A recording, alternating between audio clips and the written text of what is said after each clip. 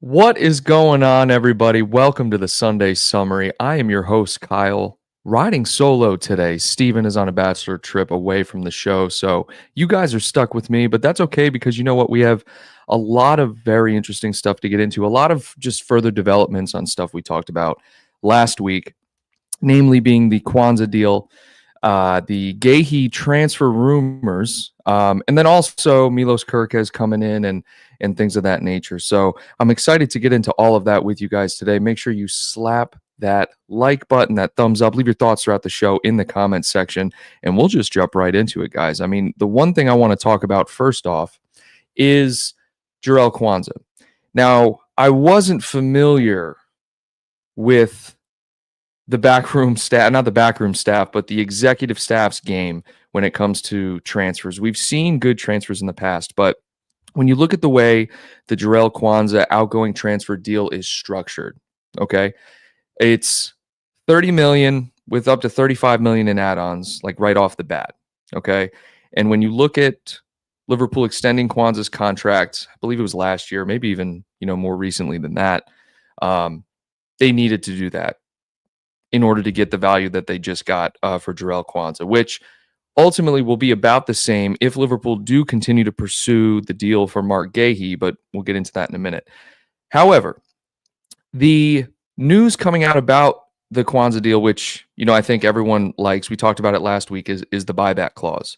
All right, so from what I had read last week and what we reported here on the show last week, is that it was up to 50 million if Liverpool wanted to buy him back, I believe, as early as 2027. And this deal actually might end up being more than that. Okay, so if we decided to buy him back in 2027, all right, and I'll share it with you guys here. Hopefully, let me know if it's lagging, guys. Good morning to everyone. Hold on a second. I'll remove this and then add it back. There we go. All right, so Fabrizio Romano here says the buyback clause for Liverpool will be worth at least 60 million and could even reach 70 million based on add-ons. So that's wild. Okay, that's absolutely wild considering what we were reporting last week. What we saw last week was 50, which, that would have been a hell of a deal if he plays 2 or 3 seasons at Leverkusen and then Liverpool can come in and swoop the guy up as he's entering his prime for 50 million. I mean, that would be a hell of a deal. So this actually makes more sense. And in today's market, and when you look at, for me, when I look at the quality of Jarell Quansah, right, I think when he burst on the scene last season, or the season before that, I'm sorry, under Klopp, and we kind of saw what this guy had. I think we were all pleasantly surprised what he could offer depth-wise, right? Because you look at Gomez, Konate, and Van Dijk. Outside of that, you don't have anyone. I mean, Nat Phillips just left to go to West Brom, and Jarell Quansah was this 20-year-old guy that came in. I'd never heard of him. I mean, I don't follow the youth academy that closely, and it's like, wow, we actually have someone here. So for him to go to Germany, go to Leverkusen, which has just been a new-found hub of young talent, which recently, if this might be a hot take, but if you look over the last 2 years and you look at the players that they've been pumping out versus like a Dortmund, for example, you could argue that Leverkusen have had the better talent pool. I mean, you really could argue that. But anyways, my point being, him going to Leverkusen and developing, this could not be a more perfect deal for this player. I mean, one, it gives Liverpool the funds to go after a similar / higher quality center back that will better suit their needs currently because of the price point, while also allowing Jarell Quansah to develop in a league that, not as labor intensive, let's say, not as fast paced, not as skilled as the Premier League, though very talented, top 5 league in Europe, probably top 3. And this for him is excellent. Do I think the buyback is going to happen? No. I don't. If anyone in the chat can tell me the last time a buyback happened, please let me know. And with my luck, it's probably more recent and more familiar than I Remember? Because in my mind, it's like you put these buyback clauses in as kind of like a fail-safe, almost a stop loss. Like, hey, if we want to buy this guy back for this amount in this many years, we can. And this also says the value or the belief and confidence that Liverpool have as a club of what Jarell Quansah could become. And this is a really good move. I think this is a really good move. I actually wanted to keep Quansah around. Him transferring, Steve and I talked about this last week. I truly believe, not all of it, but part of it could be the way Slot views him versus the way Klopp views him. All right, and you guys know what I'm talking about. I don't even need to elaborate anymore on that. But the way Slot views him is not even close to the way Klopp viewed him in terms of utilization, quality, and the ability to swap him in as needed with Konate or rotate him. So in that sense, I think it's a very, very good deal for the young player. I'll come back to the chat. Say good morning to everyone. Liz, Lyle, Ross, what's going on, everyone? Shout out to you guys. Let's see here. Yeah, Hannah can't think of a buyback. Neither can I, guys. It's one of those situations where it's just, I can't remember if there's ever been one. Now, it's a good thing to have in the clause, or excuse me, in the transfer agreement, because just in case, right? Say Rhian Brewster, we talked about this last week. Say Rhian Brewster just became an unbelievable striker, and you're able to get him back for whatever it was, 35 million buyback or 40 million. You want that option. But the risk of changing environments, changing countries, changing leagues, very different. And Leverkusen are in a big turnover state right now with Xabi leaving. You have Florian out, Frimpong out. There's a lot of flux over there at that club right now. So who knows? Who knows what could happen? But it's good to know that we could get him back. Now, this leads me into what that price point allows Liverpool to do in terms of a center back. Because obviously, if you look at Liverpool's current center back situation, you have three. Okay, you have three. You have Gomez, Konate, and Van Dijk. All right. And that's not enough. And I just want to make sure. I mean, Endo in a pinch, sure. I mean, guys, that's it. I'm not missing anyone, I don't think. So Marc Guehi has been that guy who has been linked with the Liverpool move. Marc Guehi's price point is about 40 million from Crystal Palace. Okay. I want to pull this up here for you guys so we can take a look at the latest news here.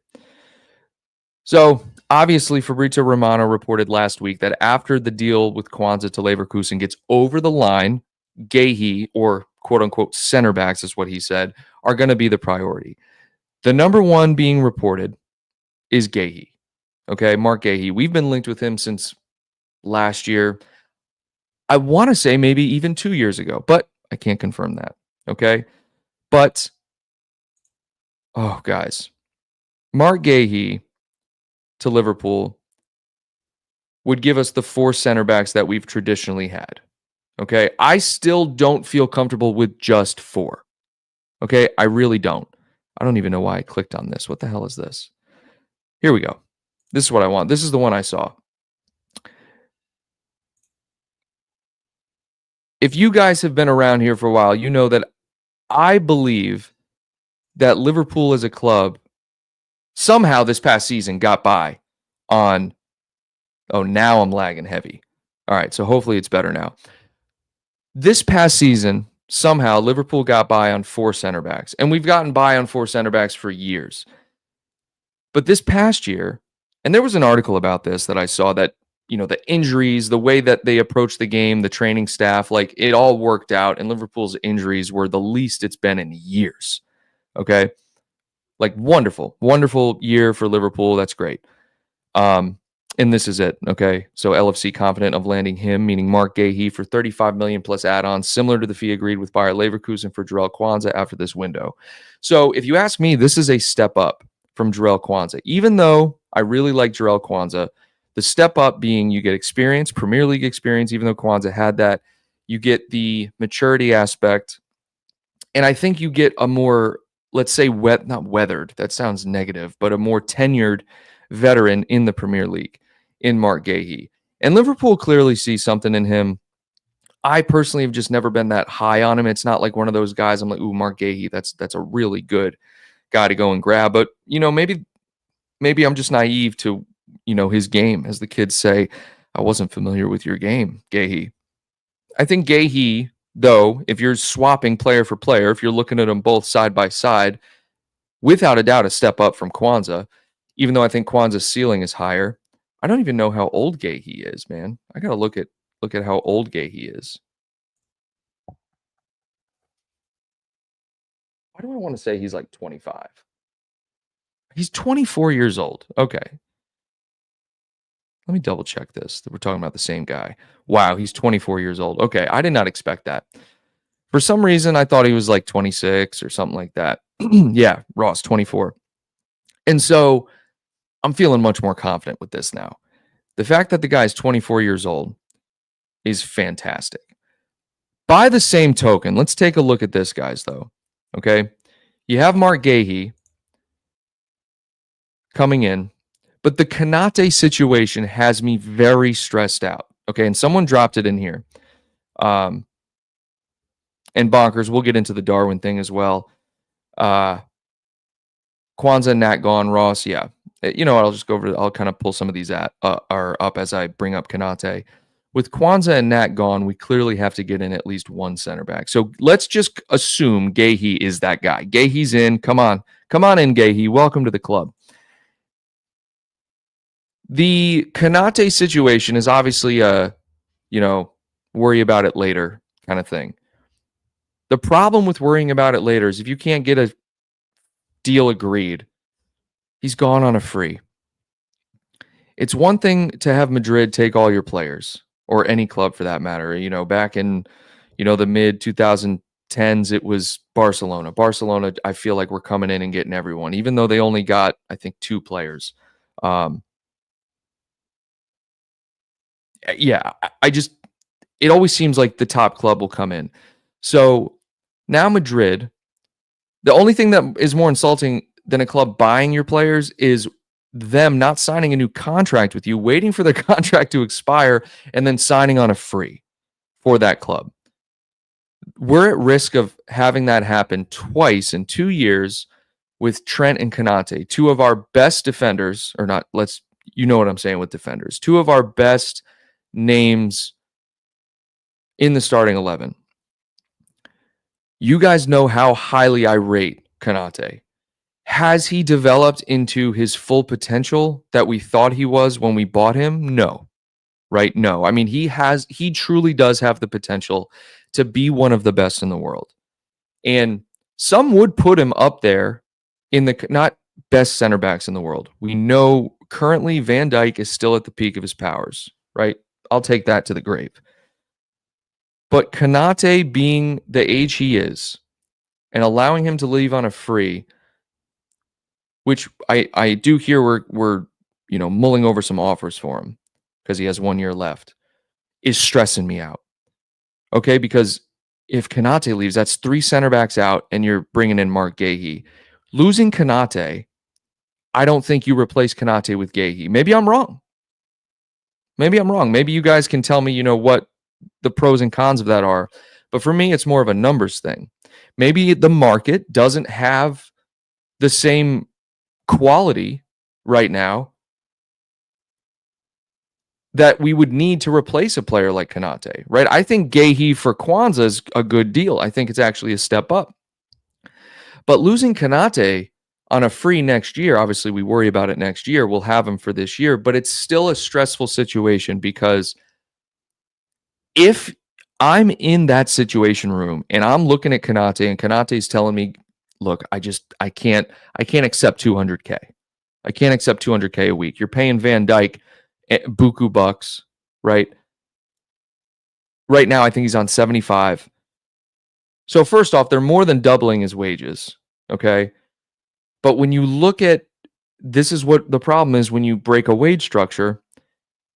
5 years ago, if you give Konate 200K a week, he's the highest paid player on Liverpool, right? Or second. I think Van Dijk at the time was 220 maybe. So it'd be the second highest paid player on Liverpool before Mohamed Salah got his contract extension.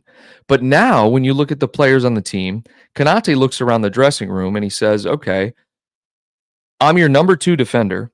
Your top defender is making 400K. I don't know if that's exact, but it's somewhere around that. He may be within his rights to ask for like 250, 300. Should he be paid that? No.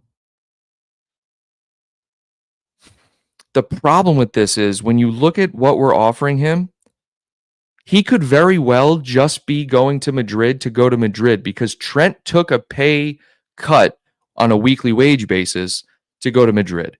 So it may not always be about the money, right? He may be looking at, if I'm going to stay at Liverpool, I need more money, right? So that's where the difference comes, right? He may value playing for Madrid. This is all speculation, by the way. He may value playing at Madrid more than what he's getting paid at Liverpool, right? So he could be happy with going and making 150 at Madrid versus 200 at Liverpool. That's basically what I'm getting at. So Liverpool have to counteract that interest with a higher offer. Hopefully they're coming back with something more. I don't think he's worth 250. I think what he's on now and offering him 200 is actually a very fair offer. I don't think Konate was happy with the incentives or the incentive bonuses that were structured in the contract. I think he wants more of a base pay, which rightly so. And if Liverpool feel that's fair, they'll come back with an offer and they'll get that thing signed. But I don't want to lose a player of Konate's quality on a free. You can't lose a player of Konate's quality on a free. Where's the center back market? Can any of you guys in the chat think of another player you could bring in of Konate's quality? I mean, with Van Dijk, 2 more years of Van Dijk, that's great. You just got rid of Quansah. You got Joe Gomez, who can't play 30 games in a season. There's a heavy fall off from your starting center back if Konate goes. I need to go over to the chat. I'm ranting. Liz says he's not going to get 200K. So, Liz, that's what I saw as the offer. Now, of course, I'm not saying my word is law. LFC for life, what I saw was 200K is what was reported. And according to let's just pull this up here.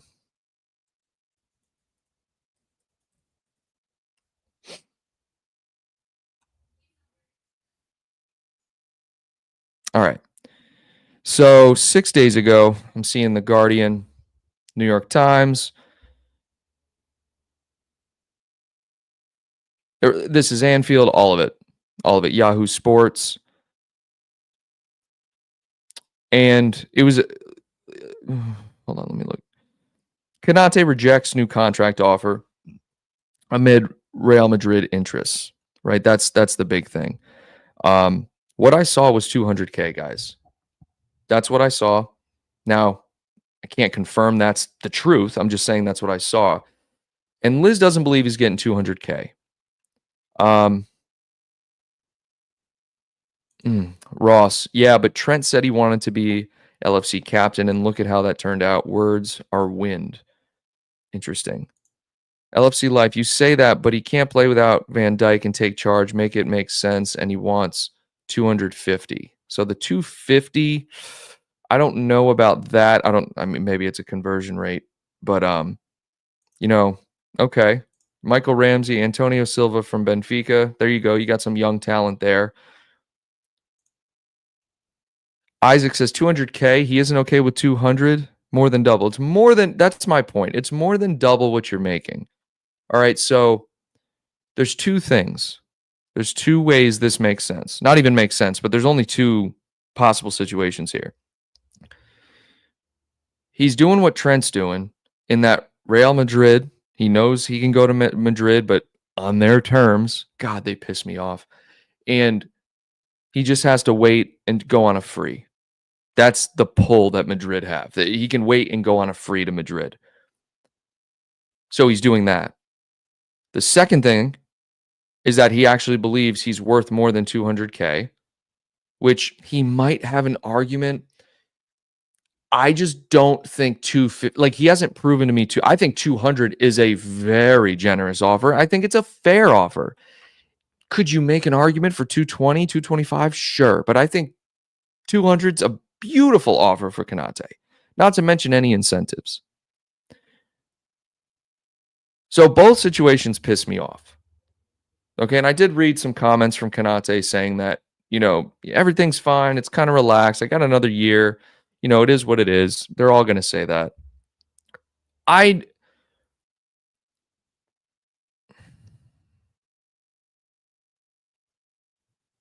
Personally, I'm just thinking of it as if I were Konate and I get offered 200K to stay at Liverpool, knowing that, all right, Van Dijk is leaving in 2 years. Let's just say he's leaving in 2 years. After his contract is up, Van Dijk goes. All right.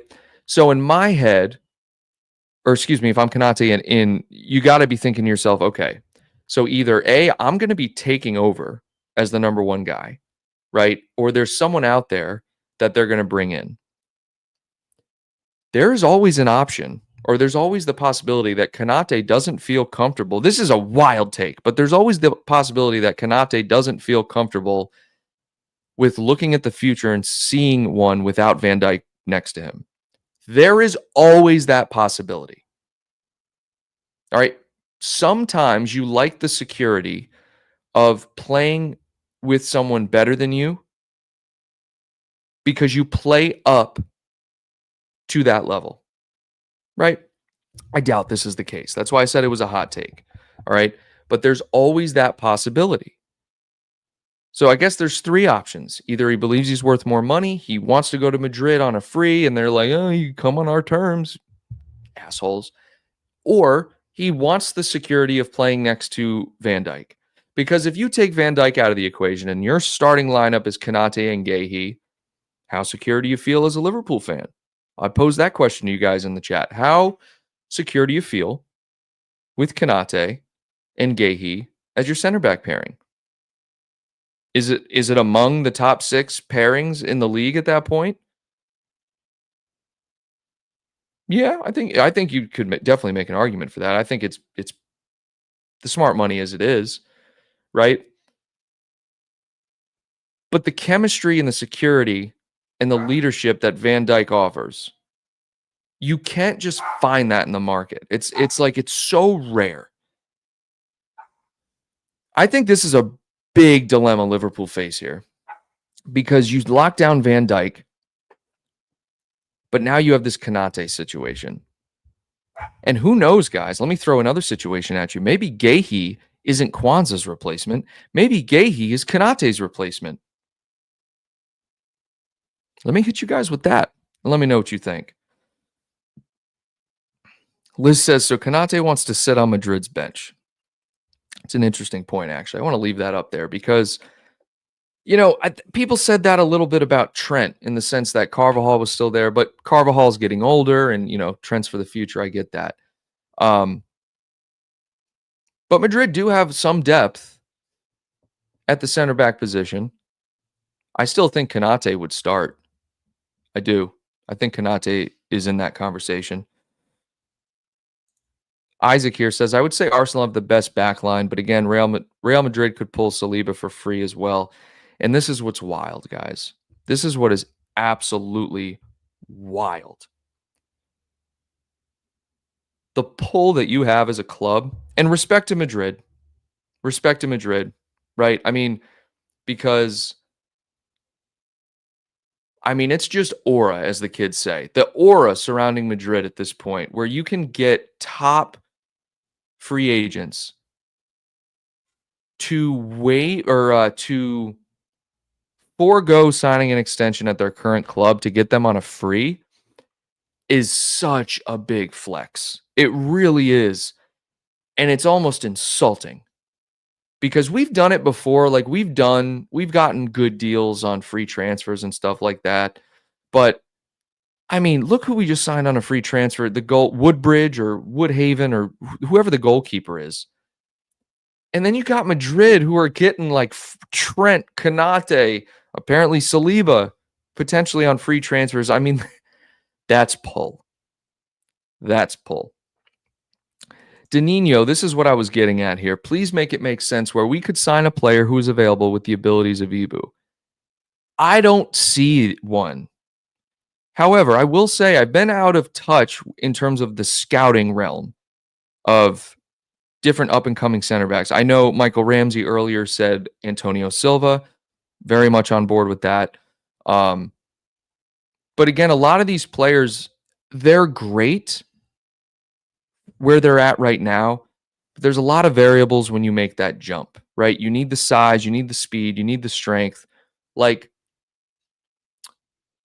there's certain things for me when I'm looking at center backs, or really any player for that matter, me personally, where I'd say I don't want that player. And as a center back, for me, I want size. Konate 6'4", 6'5", Van Dijk 6'4", right? Gomez, for me, is actually a small center back. I think he's like 6'1", 6'2".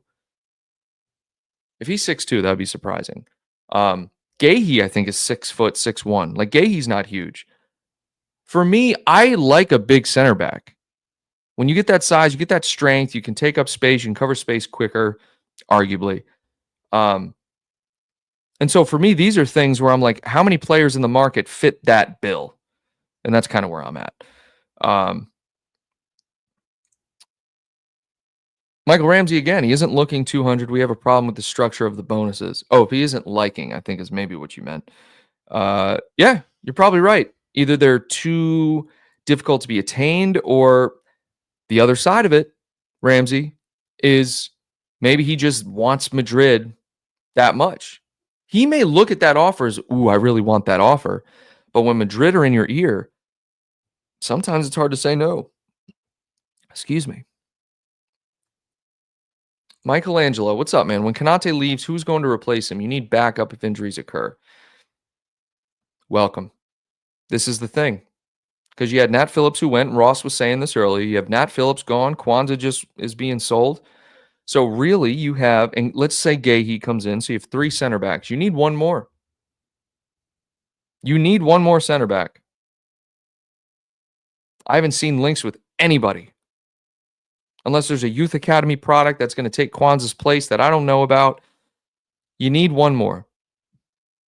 We got under slot, the injuries, knock on wood, have been very, very manageable. Very isolated. They haven't come in waves, or it was a great season injury-wise, guys.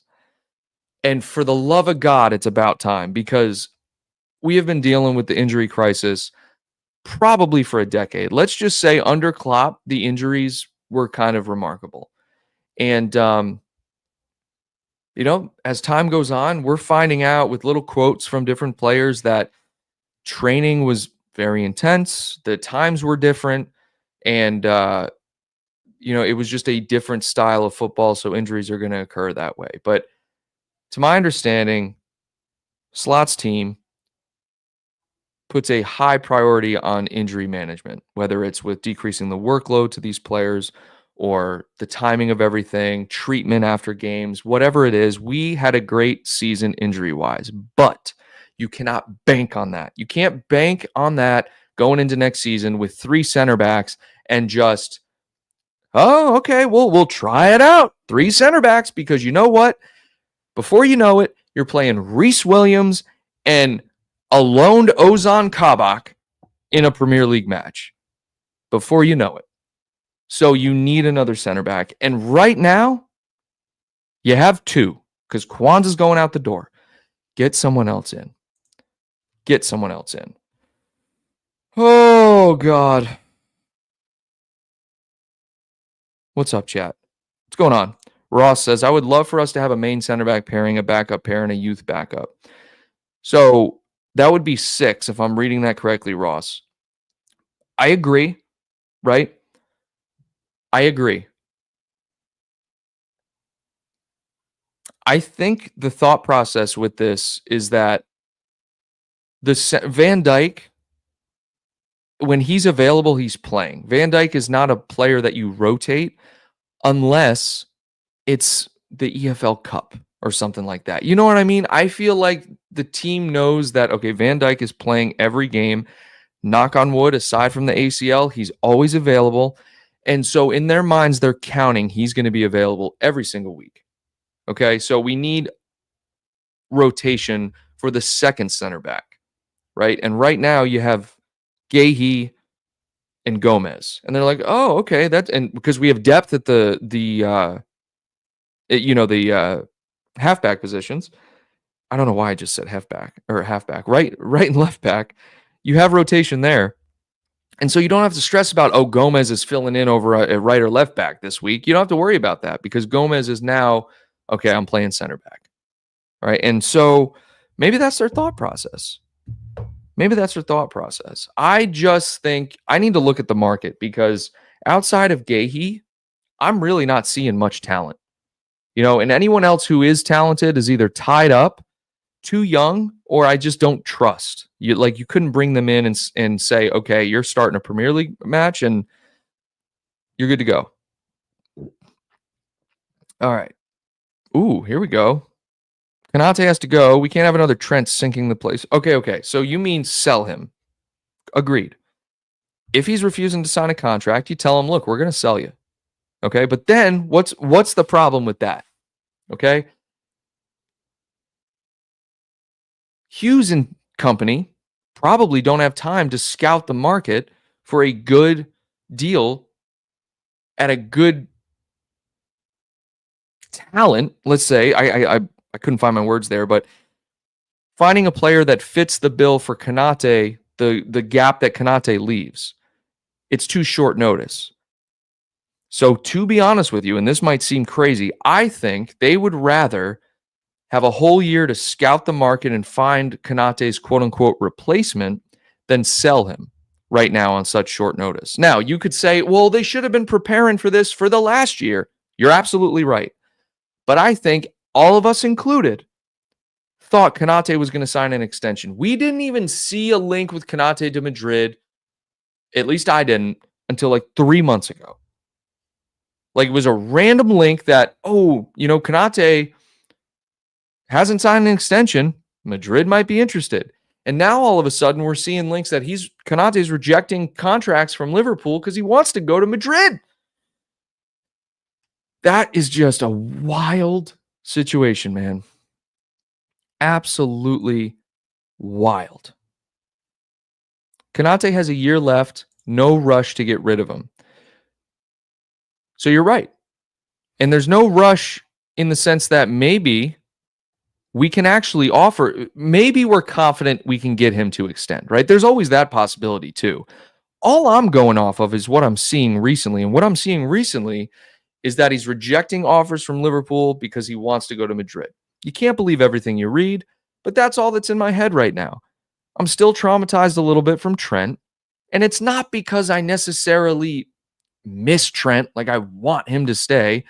But when you take a guy who's the vice captain from Liverpool, played for the club, and all of a sudden he's rejecting offers to go to Madrid, you're a little salty, and that's okay. I'm here to tell you it's okay to be salty with Trent going, even if it's not necessarily a bad thing, right? You can't fault Trent for it, but it is okay as a fan to feel salty. I'm here to tell you it's okay. Artio, what's going on, man? How you doing? Too much trash talk about Konate, just like there was with Salah and Van Dijk. Clickbait.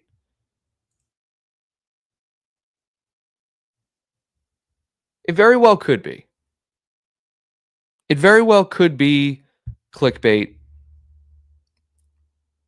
But that is the world we're living in, man. That is the world we're living in where if someone's not signing an extension and they're going into the last year of their contract, the questions start getting asked.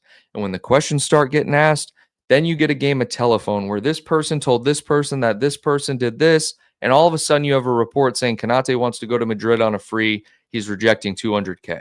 Who knows? Who really knows? Not me. Not me. All I have to go off of is what I'm seeing online. I don't have a direct line to Konate. Hey, Ibu, what's going on, man? What's going on? Are you leaving or what?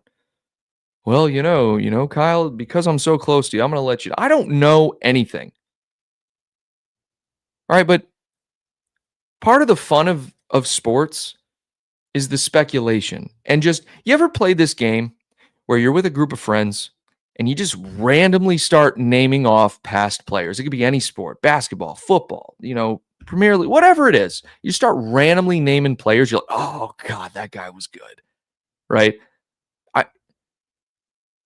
It's kind of the same thing, but just in the future. Instead of looking at the past, you look at the future. It's like, oh, well, if Konate leaves, what are we going to do? Everything ends up being okay.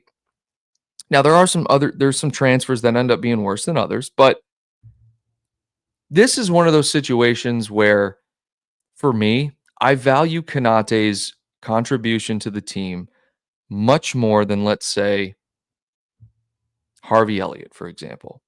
Right? And don't crucify me. I'm just saying, if I saw a link tomorrow that Harvey Elliott, he had a great tournament, I know, that he's on his way out, I honestly would, we're fine. We have so much depth in the midfield, so much talent, everything's fine.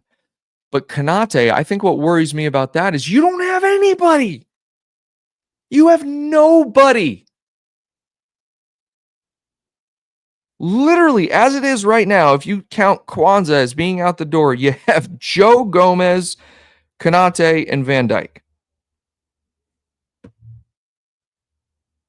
That's it. Liverpool 67 says it's all media talks. Konate already said, don't believe everything you hear, but fan already turned on him, and now Guehi's much better than Ibu. That's funny. That's actually an interesting point. So, agreed with everything. The last part of this, now Guehi is much better than Ibu. I want everyone to look at that because you're absolutely right. I haven't agreed to that. I think Konate is way better. He's a step up from Quansah, I'm sure. But that's what happens. It's like Konate becomes the enemy, and now the person you're getting in is better. And that's kind of the fans' way of justifying what happened. Like, let's just say it's all true. Say Konate is like, I reject this contract. I want to go to Madrid. In a fan's mind, or I guess the mass fan, I guess what you're referring to here, is, oh, whoever we're getting in is better than Konate anyway. We don't need him. Right? I mean, that's just kind of human nature. That's how you cope with it. You're salty, so you're like, all right, this person's going to be better. So your mind can kind of process everything's going to be fine if I tell myself the person we're bringing in is better, even if it's not necessarily the truth. But this is a big situation. It's worth talking about. It's absolutely worth talking about. I almost just touched the screen like it's touch screen. I don't have that kind of technology. I got to use a mouse. All right. Kyle, Jota, Nunez, Chiesa, and Diaz must all go. I think Gary's trolling me a little bit here. A little bit. Not a lot, because we've seen links with all of these players leaving. But you know what? Let's transition a little bit. All right, let's transition a little bit. Let's talk about these players, because the one that's at the top of this rumor mill is Nunez. We've seen Nunez linked with Saudi, Napoli, apparently. I saw as early as this morning that the deal is way far from being completed because Liverpool they're not even starting negotiations unless you're offering 70. So we've seen so much stuff with Nunez over the past couple of weeks. You've seen him Saudi swap deal with freaking Atletico Madrid. Now you're seeing Napoli. I don't know anything to be true with this. Okay. Jota, he's not going anywhere. You cannot sell Jota. I saw Gakpo a couple weeks ago, 3 weeks ago, maybe, linked with Bayern Munich. That ain't happening. Okay. It's funny when you see a link, but there's no follow-up to it, you automatically know, yeah, that's bullshit.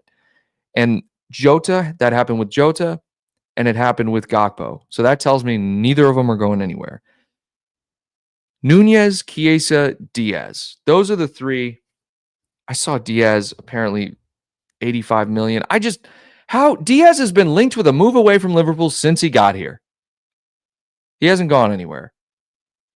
People might look at Florian Wirtz coming in and say, oh, well, he's going to play on the left, so Diaz is either going to play through the middle or, he's going to be sold.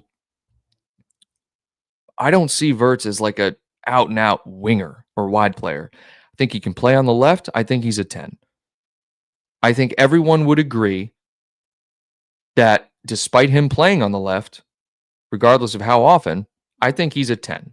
I think he likes playing through the middle. I think he creates best through the middle, even though he can attack from wide areas. That's my opinion. Okay? So that checks Diaz off that list. I don't think Diaz is going anywhere. Chiesa and Nunez, though, dude, Chiesa's under contract till 2028. Nunez, see you later.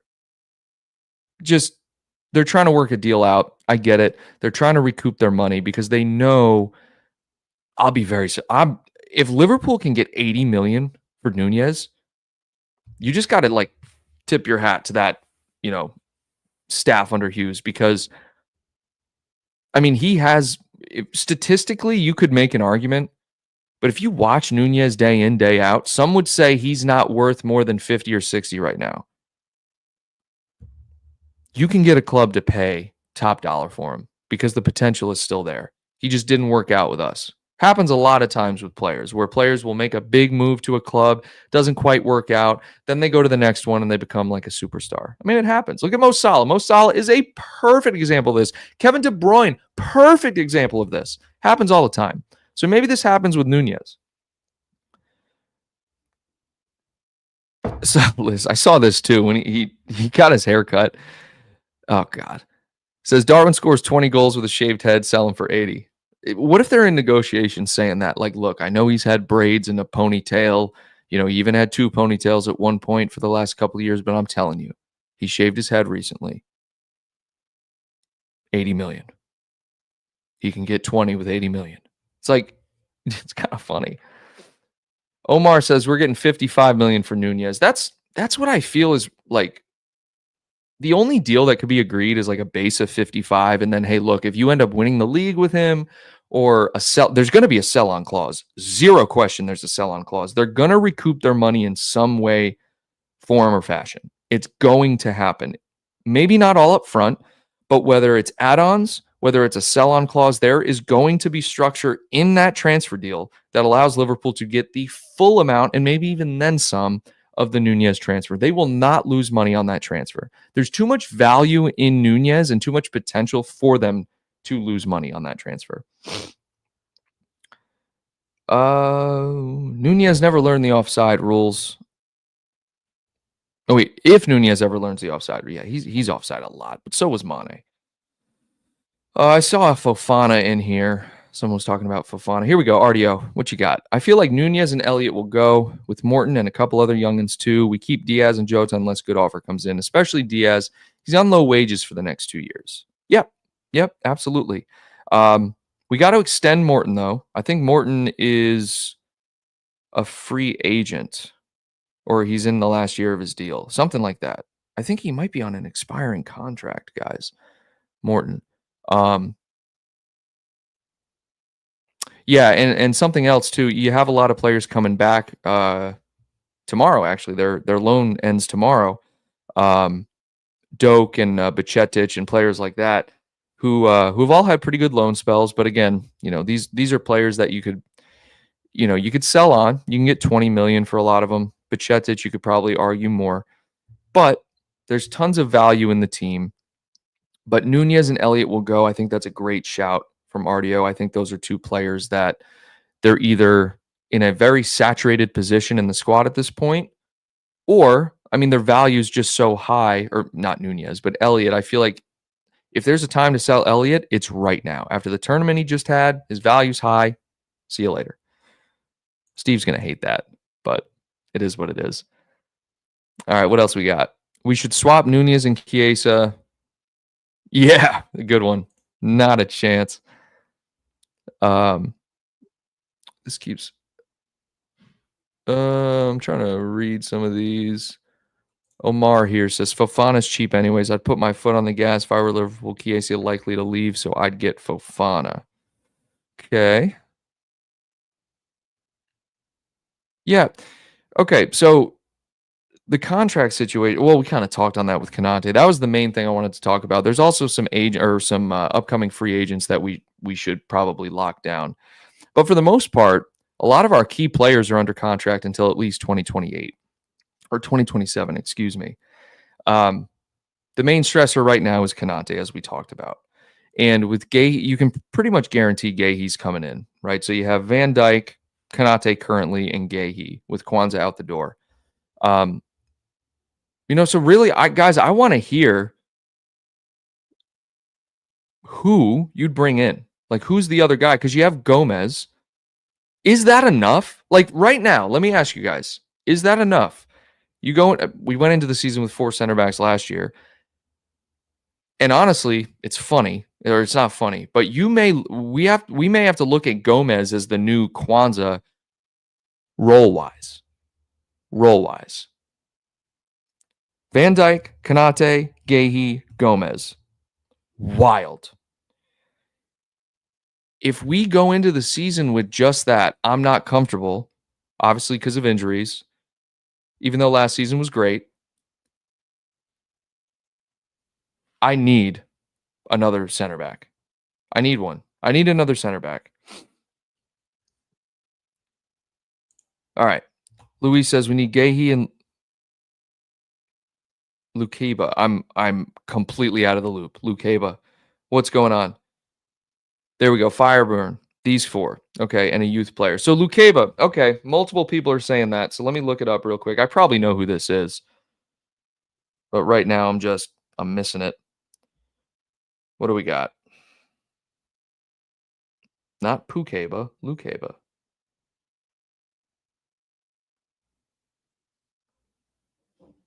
Ah, okay. Got it. Okay. So a lot of people are saying this from the yep. Okay. I remember hearing about this guy.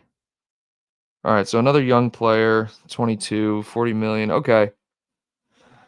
Oh, he plays for Leipzig. Got it. Got it. Okay, guys. All right, it's coming back to me now. I briefly remember hearing about this guy. We are linked with him. We are linked with him. Okay, good shout, guys. But is he a center back? Or is he a right back?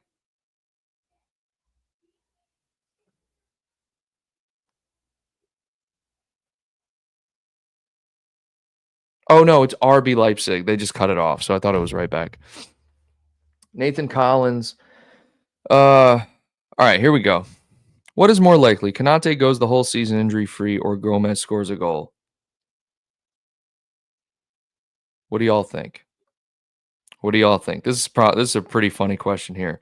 Um, what is more likely? I think it's an excellent question. And it's funny because I'm trying to answer it accurately, even though it really doesn't matter. I feel like it's more likely that Konate goes the whole season injury free. That's me. That's my personal opinion. However, the way it looks right now, guys, first off, I just want to say this has been a very successful transfer window, regardless of who we believe we need. There's no doubt this has been a very successful transfer window. I think because last night I finally went deep dive into like all the highlights of Verts, of Frimpong, of Kirkesh. I was like, you know what? I'm doing a deep dive because I've seen these guys play against Liverpool, but outside of that, I'm like, I'm not watching them. Florian Wirtz is an excellent signing. Excellent signing. Say what you want about his production. Very, very, very skilled footballer. Frimpong and Kirkesh offer that energy that we need in the wide areas. Okay. And if Slot has an idea of how he wants to play with those wide guys, those are two guys that offer speed, agility, urgency. That's great. All right. Now the problem becomes, and we're linked with a striker because of all the outgoing rumors and stuff. there does need to be some emphasis placed on the center back position. Okay, for me, Guehi, yes, coming in, that's great. If you can give me one young center back signing, Guehi's 24, I know, but if you can sign a player, center back position, give me 21, 22-year-old who will, like, I don't know, be Gomez's partner, for example, in the cup games or something like that. You can give me a player like that for 30, 40 million. This might be a perfect transfer window. Might be a perfect transfer window. I'm okay with that. I am not okay with, maybe I can be because he can still extend, but Konate going into his last year of his deal just stresses me out. And I think that'll be like kind of a gray cloud hanging over the center back position for the whole season. And there'll be a lot of stress associated with that. But I trust the team. I mean, the evidence here, this transfer window allows us to put a little more trust in the team's plans going forward. Let's end it with here, man. It's a poor transfer window because Rubbish Jones is still there. This is so funny, but I rate Jones. I said this off air to Steven, but I'll say it here. And if you guys want to crucify me, unsubscribe, whatever you want to do. But right now, this is how I currently feel. I rate Jones personally higher than Harvey Elliott at the club level, strictly at the club level. All right. That I said it. I rate Jones higher than Elliott. That is my opinion. That's my closing thoughts right there, guys. All right. I'll leave you guys with that. I appreciate everyone being here, really, all of our channel members. Good chat here. And appreciate all of you guys for sticking around for the whole show. And I'm looking forward to this transfer window. I mean, we've already had a very successful one, but I feel like, what we've gotten thus far has been pretty expected, right? The Florian Wirtz one was a little, like, wow, we actually did it. We actually pulled the trigger there. But the center back thing, that's more stressful. I'm interested to see how that turns out, guys. Thank you very much. Make sure you subscribe and like the stream. If you enjoyed your time with us this morning, make sure to tune in every Sunday to chat the past week with Liverpool Football Club. Thanks again, everyone. And until next time, take care.